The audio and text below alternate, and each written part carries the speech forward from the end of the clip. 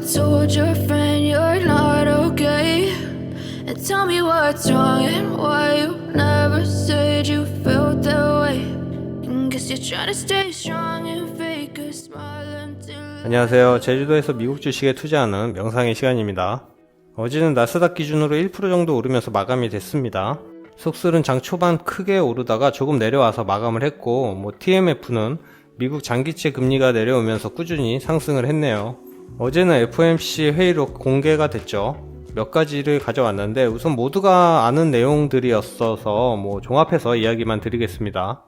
최종 금리가 9월 예상보다는 오를 수는 있는데 지금 충분히 예상 가능한 범위 내에 있고 과도하게 긴축한다는 우려가 적지 않아서 연준 내에서도 매파와 비둘기파의 다른 의견이 나오고 있습니다.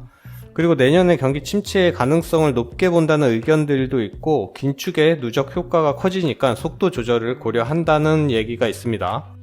그리고 미국 국채 시장을 눈여겨보고 있고 악화되면 개입을 하겠다는 것도 간접적으로 시사를 한 것으로 보입니다.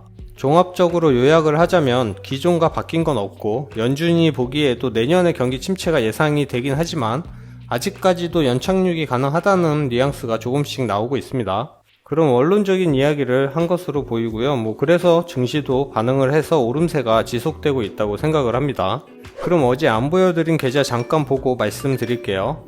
야욕 계좌는 TQ가 이제 좀 올라오기 시작을 했습니다. 속슬과 유프로는 플러스 40%의 손익이 생겼고 TQ는 11% 올라왔습니다. 그리고 탐욕 계좌, 이건 아직 속슬만 40% 넘었고 유프로와 TQ는 10%도 올라오지 못한 상황입니다. 그리고 욕심 계좌 모두 양호하게 올라왔는데 TMF가 벌써 10%가 넘었네요.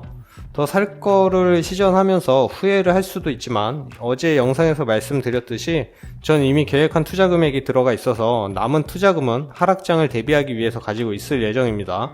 그럼 경기 침체를 지금 계속 이야기를 하는데 글로벌 PMI는 하락 중이고 전체 신규 주문은 2020년 5월 이후로 가장 빠른 속도로 감소를 하고 있다고 합니다.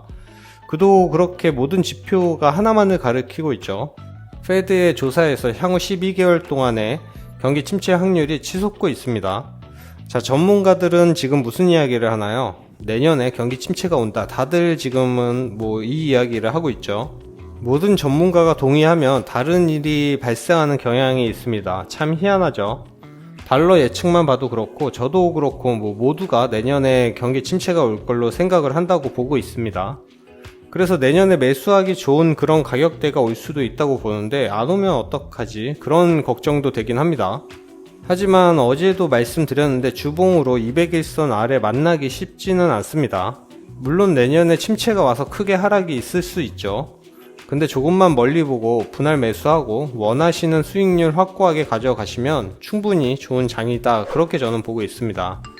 저는 욕심을 조금 부리는 상황이고 왜냐면 저는 길게 보기 때문에 또 말씀드리지만 제 계획은 최소 5년으로 잡고 있어서 그 전에 제가 원하는 수익률이 오면 매도하고 보여드리겠지만 다들 계획대로만 하시면 절대 손해는 안 보실 거다 그런 생각을 합니다. 오늘은 6% 차트만 잠시 볼게요. 어제 6%는 건너뛰어서 실망하신 분이 계신 것 같아서 6%는 유명하신 오마일님 계시니까 굳이 제가 말씀 안 드려도 많이들 보실 거라서 잘 이야기를 안 드리고 있습니다. 3X 레버리지 중에서 가장 안전한 건 6%라고 저는 생각을 합니다. 방어력이 가장 좋다고 생각을 하고 오마일님처럼 5일마다 사실 수는 없으실 테지만 그래도 하락 구간에 평단 아래 몇 프로가 찍힐 때마다 매수를 하시면 분명히 좋은 결과가 있으실 거라고 생각을 합니다. 예를 들어서 평단 마이너스 10% 찍힐 때마다 얼마씩 매수를 하신다든지 그런 식으로만 해도 안정적으로 가져가실 수 있다고 생각하는 게 6%고 제가 지금 3가지를 분석한 결과도 그렇고 한 가지에 올인을 하는 게 원래 가장 수익률이 안정적입니다. TQ나 6% 거기에 지금 같은 상황에서는 TMF도 한번 고민해 보시고 제가 들어가야 할 때를 아는 것도 능력이라고 말씀을 드렸죠. 6%도 추세선을 잘 타고 올라가고 있고 45달러까지는 갔다가 내려오지 않을까, 내려와도 그러지 않을까 생각을 합니다.